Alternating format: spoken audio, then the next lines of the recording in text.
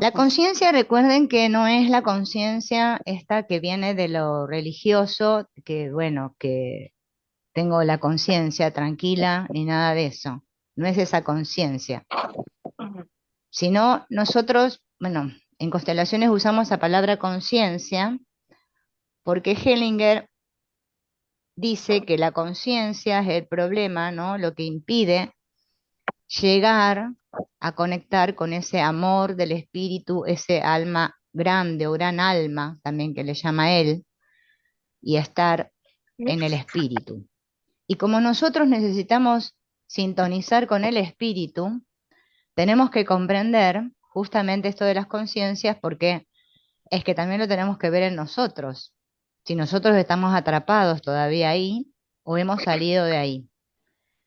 Más adelante él empezó a usar el término campo y sacó un poco esto de la conciencia, pero es que en constelaciones la conciencia se usa mucho y hay que comprender las diferencias entre las conciencias.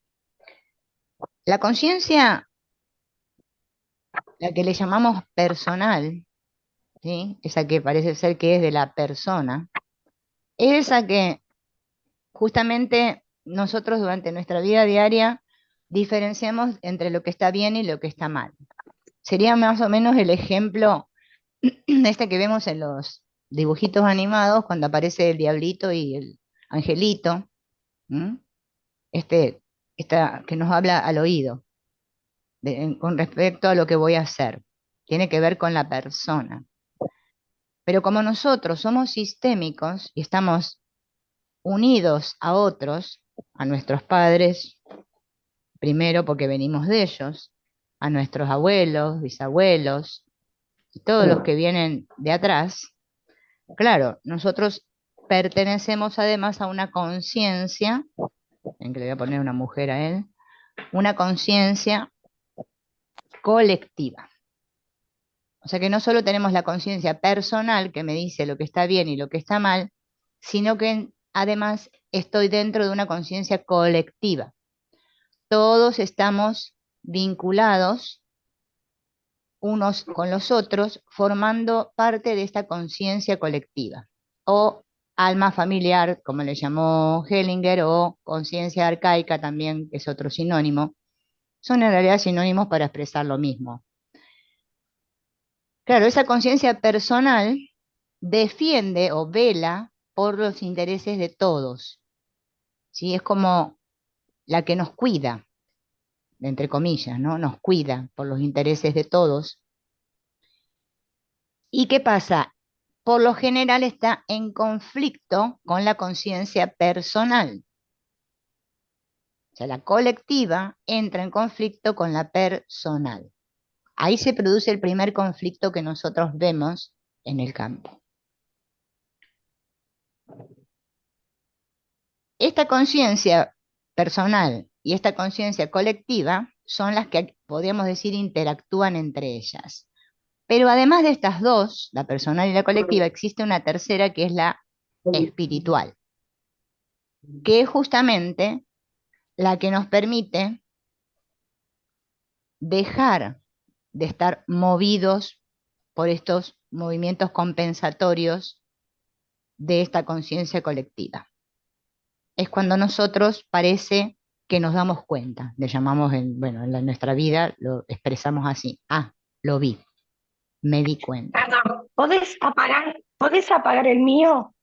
Ay, es El cierto que, Galaxy, Gabriela. ahí está, espera que te lo apago, Sí. ahí está.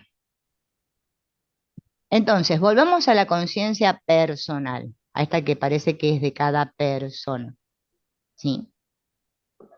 Esa, justamente esa conciencia personal es muy importante y fue muy importante para nosotros cuando éramos pequeños, porque nosotros, de acuerdo a esa conciencia, hacíamos lo que fuera lo imposible para poder pertenecer, para poder seguir sobreviviendo. Entonces nosotros cuando niños nos teníamos que comportar bien y hacer todo como nuestros padres decían o como se hacía en nuestra familia, porque si no, no nos iban a querer. Así lo tomábamos, ¿no? Digamos, a nivel emocional, Si me porto bien y hago como mis padres dicen o mis abuelos, entonces yo pertenezco o me quieren, también lo podemos ver así. Entonces, dentro también de la sociedad, como yo, como niño, voy a crecer y después voy a tener que ir a la escuela y también me voy a tener que portar bien y después voy a tener que trabajar, ir a un trabajo y portarme bien y seguir reglas y normas, esa conciencia personal es la que me dirige, digamos, en la vida, mis actos. Me dice, esto está bien, esto está mal. Y dentro de mi conciencia colectiva me asegura seguir perteneciendo, porque si yo no lo hago bien, entonces dejo de pertenecer. Esta conciencia colectiva es más poderosa todavía que la personal, porque actúa por detrás. Es como la que podríamos comparar con lo que Carl Jung le llamó el inconsciente colectivo. Es algo que nosotros, digamos, nos llevaría mucho tiempo desentrañar. Las constelaciones permiten ver cómo funciona esa conciencia colectiva, o sea, lo sistémico. Cuando el cliente viene, parece que viene como persona y está juzgando el mundo o lo que le sucede desde su conciencia personal. No es consciente de que está implicado dentro de una conciencia colectiva. Por eso nosotros, para que la constelación funcione, tenemos que ver al cliente desde lo sistémico, porque si lo atendemos desde lo que le pasa a él, bueno, que vaya al psicólogo, porque el psicólogo sí lo va a atender y le va a ordenar los patitos y lo va a poner en hilera, porque va a atender su psique solamente. Pero nosotros trabajamos con todo un sistema. Por eso nosotros dejamos de juzgar. Un constelador, para poder constelar, tiene que salir del juicio, de la interpretación, del preguntarse por qué, por qué, por qué, porque es que si no, no podemos constelar. Nosotros nos tenemos que sumergir en el no sé, no tengo la menor idea. Y observar, me transformo en un gran observador, sin juicio. Se llama observador ecuánime, porque no juzgo. Solo observo lo que está sucediendo ahí en el campo. Y no juzgo a mi cliente ni a ninguno de su sistema particularmente. O sea, no me meto en la conciencia personal de cada uno. Y digo, ay, lo que hizo tu papá, qué terrible, lo que hizo fulano, qué terrible. No, nosotros miramos el todo, porque el cliente está implicado dentro de un todo, dentro de esa conciencia colectiva. Desde su cabecita nunca va a entender lo que le pasa. Nosotros tampoco. Desde nuestra cabeza no podemos resolver nada. Solo lo podemos resolver cuando nos sintonizamos con el espíritu, con ese sentir. A nosotros nos guía el sentir, no el pensar. El pensar sirve para ciertas cosas en la vida, pero no para esto. Entonces, esta conciencia colectiva, volviendo otra vez al grupo, tiene una conciencia que es grupal, no es como esta que es personal. En nuestros sentimientos, la conciencia personal está relacionada con esta conciencia grupal. Por eso digo que la personal y la colectiva están relacionadas. Entonces, parece que la conciencia personal la siente el individuo y trata de hacer las cosas bien para seguir perteneciendo. Porque dice, si yo, o sea, se mira a sí mismo, dice, si yo lo hago mal, es que me van a expulsar, es que voy a dejar de pertenecer. Entonces, trata de cumplir los mandatos de esta conciencia colectiva para poder ir con el rebaño, porque si no va a sentir que es excluido. Es un sentimiento muy poderoso eso. Pero a veces, ¿qué pasa? Lo que siente el individuo en su conciencia personal se contrapone a lo que siente la conciencia colectiva. Y ahí empieza a sentir conflicto, porque él siente una cosa y ve a su sistema y ve que acá sucede otra. eso lo empieza a hacer sentirse en conflicto. Esto para que nosotros veamos que el cliente siente conflicto. Por eso la persona que dice voy a constelar, es porque ya no sabe qué es lo que, cómo acceder a esto, cómo salir de ese embrollo. Se siente atrapado y no sabe qué le pasa. ¿Qué sucede? Esta conciencia colectiva que vela por el bien de todos está al servicio de tres órdenes, que son los órdenes de los que habla Hellinger. El primer orden es justamente este de que todos pertenecen. Todos pertenecen. A nosotros eso se nos tiene que grabar a fuego. Todos pertenecen. Todos. El abuelito que mató, la abuelita prostituta, todos, todos. Todos pertenecen. Todos tienen el mismo derecho a pertenecer. Nadie es mejor que nadie. Y si uno de los miembros es excluido, sea por la razón que sea, el campo se alborota. Porque esa ley funciona así. Todos pertenecen. Nadie puede ser excluido. Nadie, nadie, nadie. Sea por el motivo que sea, haya hecho lo que haya hecho. Porque si no, la conciencia se va a encargar de restablecer, la conciencia colectiva se encarga de restablecer ese equilibrio. Que ahí es donde vienen los accidentes y todas las cosas que suceden dentro del campo. Sucede por un movimiento que tiende a restablecer ese equilibrio.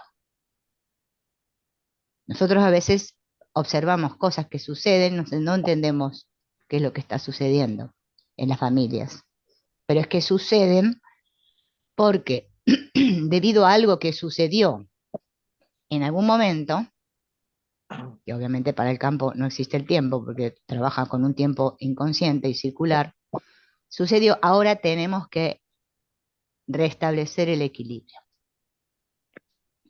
Entonces aparecen todas estas cosas que suceden en los sistemas. ¿Qué acontece cuando ese derecho es negado a un miembro de la familia? O sea, el derecho a pertenecer. ¿Mm? De cierta manera, ese que fue excluido es reconducido al grupo por esa misma conciencia colectiva en la medida en que otro miembro dentro de la familia representa a ese que fue excluido. Por eso nosotros siempre vemos excluidos en el campo. Porque siempre, nosotros capaz que hasta acá vemos que no hubo ningún excluido, pero es que más atrás sí. Entonces, todos esos que no fueron reconocidos, que no fueron vistos, esos van a ser representados por otro. O sea que lo que nosotros vemos a nivel sistémico, ¿no? Es que hay uno de los integrantes de la conciencia que está representando a ese que no fue reconocido. Cuando ese es reconocido, el sistema otra vez se restablece. Se ordena de vuelta todo, por eso nosotros ordenamos. Ese orden es lo que provoca que el amor vuelva a fluir.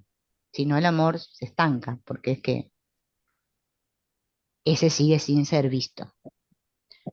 Por eso nosotros hablamos mucho de te veo, ahora te veo. Ver es reconocer, es decirle tú también perteneces. ¿Y cómo sucede esto del restablecer el equilibrio?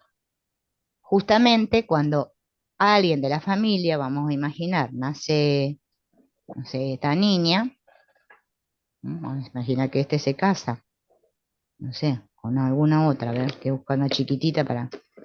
Se casa, nace esta niña, y esa niña asume el destino del excluido, del que dentro del campo fue el excluido. Entonces esta niña siente y vive la vida igual o semejante a la del excluido.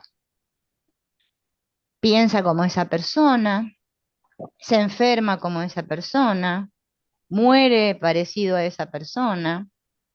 Ese miembro esta que nació, está al servicio de esa conciencia colectiva, porque es como si fuera la, entre comillas, entiéndase, la encargada de restablecer el equilibrio. Pero obviamente que ella no está viviendo su vida, por eso es que se siente así. Cuando se honra a la persona excluida, es que todo vuelve otra vez a su lugar y ella se siente liberada. ¿Bien?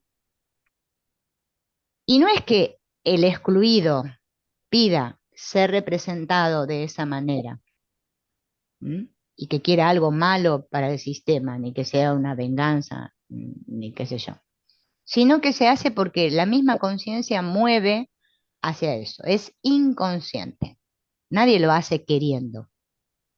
Esto sucede de una manera inconsciente, que fue lo que Hellinger descubrió, y es lo que sucede. Y así es como es la dinámica dentro del sistema. Eh, Hay un peligro que hay que tener en cuenta, ¿no? De no imaginar a esta conciencia como si fuera una persona, como si tuviera metas personales, ¿m? Sino que esta conciencia actúa como por instinto, por eso se mueve, es inconsciente, nadie sabe hacia dónde va a ir. ¿Por qué? Porque está siempre tratando de restablecer la totalidad y el equilibrio. Por eso aparece este término que se llama amor ciego. Y nosotros decimos, todo sucede por amor, por amor. Y decimos, ¿cómo por amor el niño está representando al abuelito, no sé, que sufrió la guerra, por decir algo? Es que es por amor, pero es un amor ciego, no el verdadero amor. Por eso a veces sucede que la persona, ¿no? El que viene a constelar, lo vemos, ¿no? Que está atrapado entre, qué sé yo, dos otros vínculos, ¿no? Que representan a dos muertos, por ejemplo. Porque lo está haciendo por amor, no es consciente. La constelación permite sacar eso a la conciencia, o sea, a la luz, lo revela. Cuando se ve, se sana.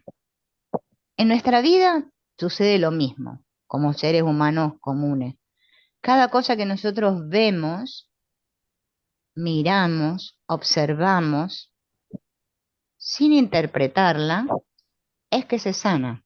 La sanación siempre viene cuando yo siento, miro, siento, veo, ya está. Nosotros creemos que sanar es una cosa muy difícil, que requiere muchos pases mágicos, que hay que hacer muchas cosas raras. Por eso no sanamos. Lo que sana es cuando yo veo, pero veo con el corazón, no veo con los ojos. Esto no es un ver con los ojos, porque ver obviamente vemos, pero es que en este mundo estamos todos ciegos.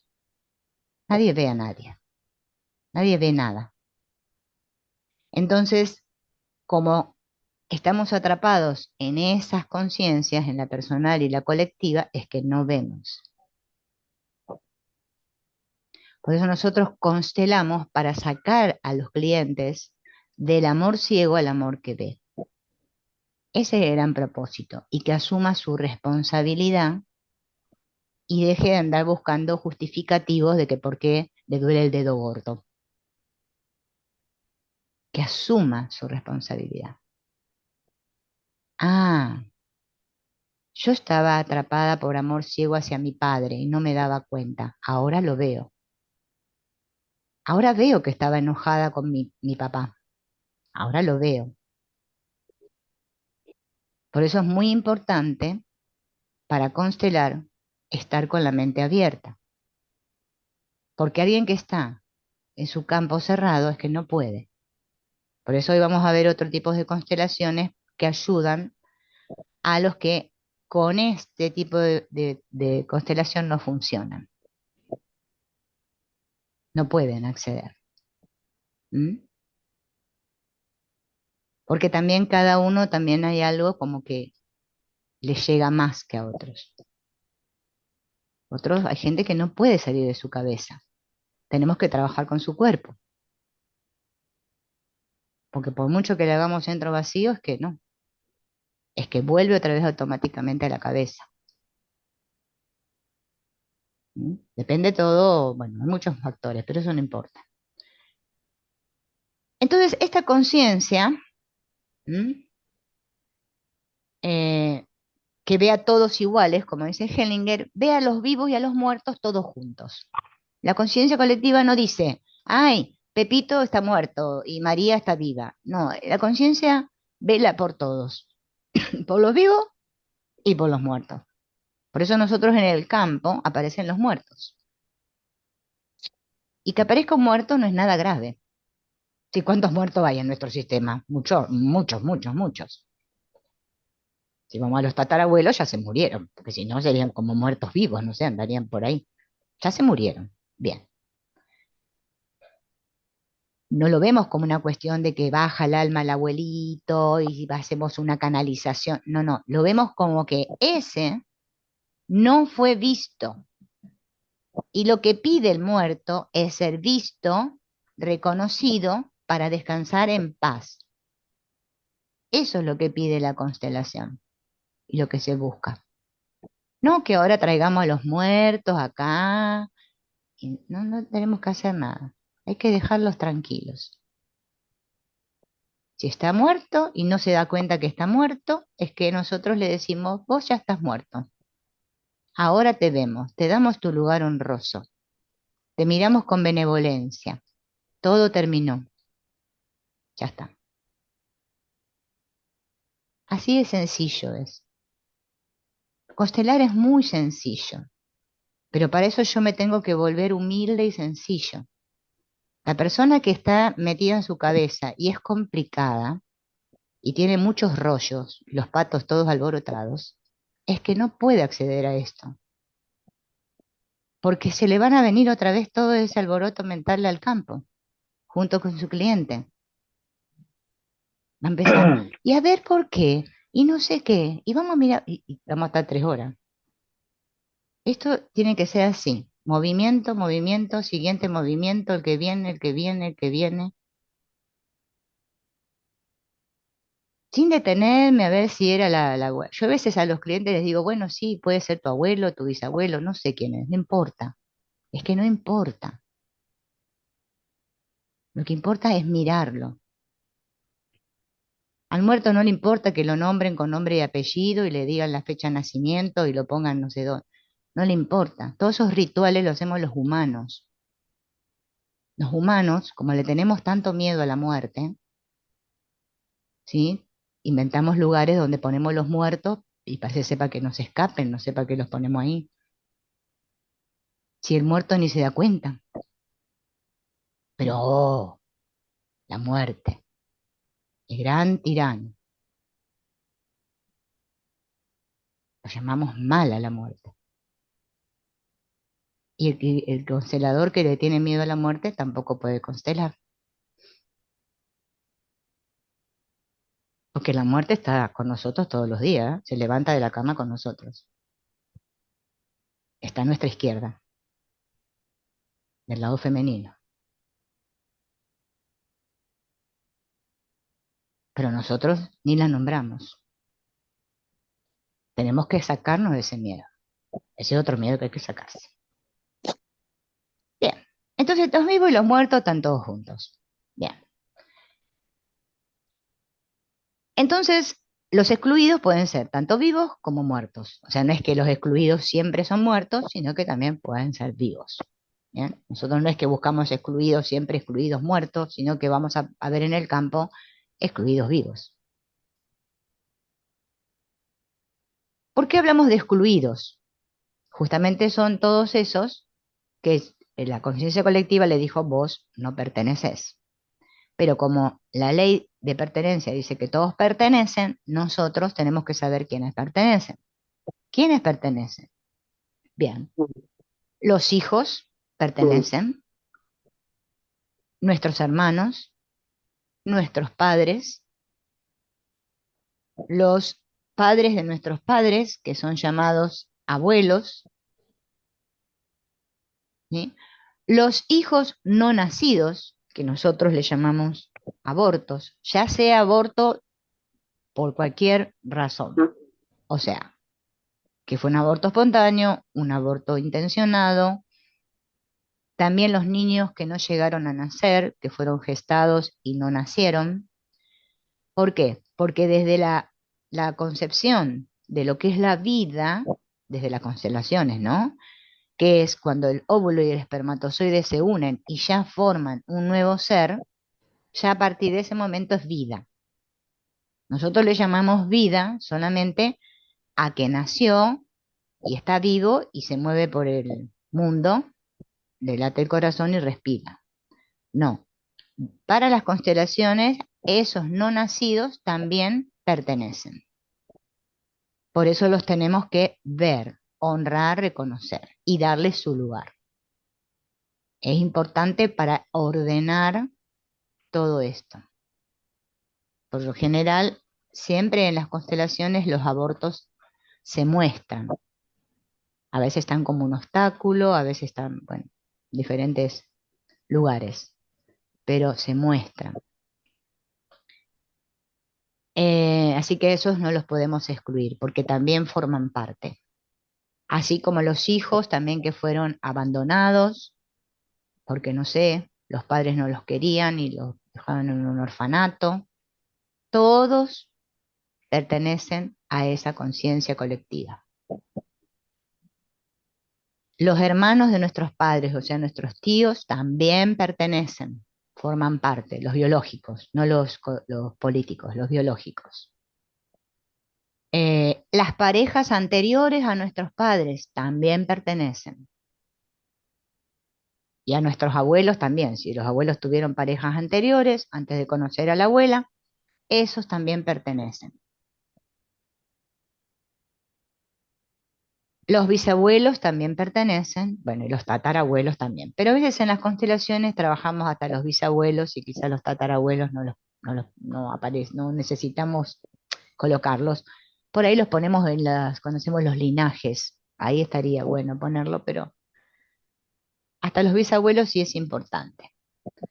¿Quiénes más pertenecen? Todos aquellos cuya muerte o destino, a través de la muerte o destino, la familia obtuvo una ventaja. Imaginemos que, no sé, no sé, Manuela vivía sola, entonces Manuela, como no sabía qué hacer, qué sé yo, con su herencia, era una señora millonaria, decide en un testamento dejarle todo el dinero a la familia García. La familia García se beneficia gracias a Manuela. Entonces Manuela pasa a pertenecer a este sistema, porque todos ellos se beneficiaron gracias a Manuela. No importa si Manuela no era de sistema. ¿Mm? Eh, También, por ejemplo, si hubiese sido que este señor, que es, no sé, el papá, mató a una señora, ¿sí? No sé, porque un accidente, ¿sí? La atropelló, no sé, la mató porque le tenía bronca, qué sé yo, no importa el motivo, esta señora también pasa a pertenecer al sistema.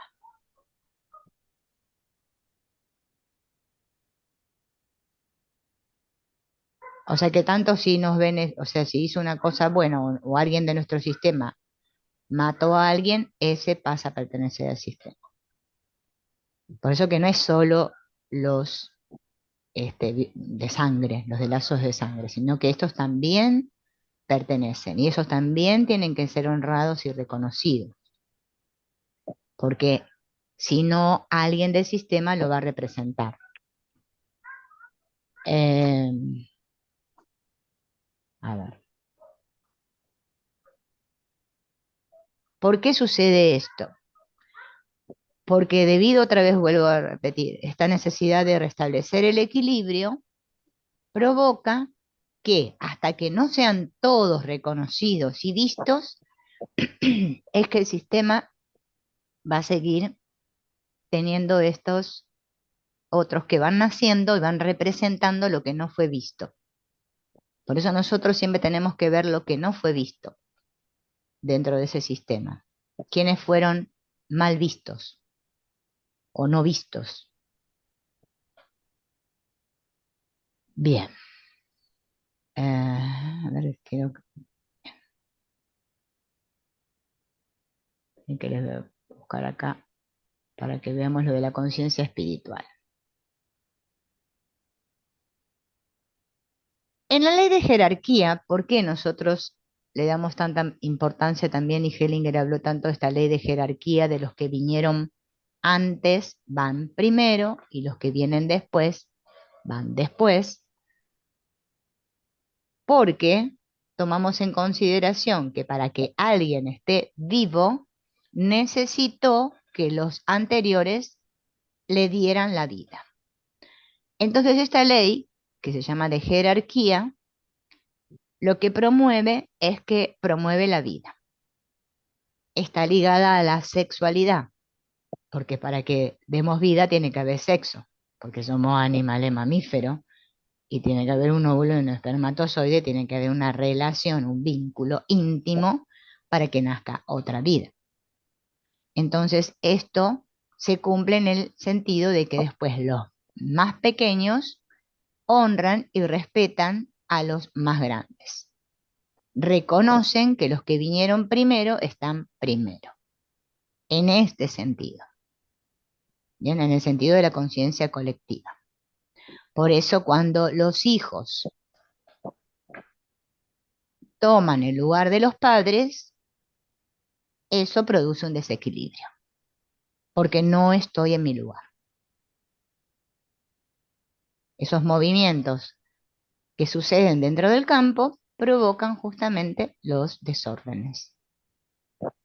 Pero cuando una familia nueva se forma, esa familia tiene primacía sobre la anterior, cosa que también sucede en los sistemas que los padres se meten en la vida de los hijos y no respetan el nuevo sistema. Los quieren seguir teniendo agarrados al vínculo de padre-hijo y no los dejan libres a los hijos. Eso provoca desórdenes en el sistema. Y fíjense que la mayoría son así. Los padres, la suegra metida, esto es lo normal. Nosotros no lo comprendemos. Pero que a nivel sistémico no saben los desórdenes que provoca eso. Porque los hijos parece que siguen siendo niñitos. No toman consciente que ya se casaron e hicieron su familia, su sistema. Siguen dependiendo de los padres. Los padres dependen de sus padres y así están todos agarrados. Ese amor al vínculo es totalmente enfermizo.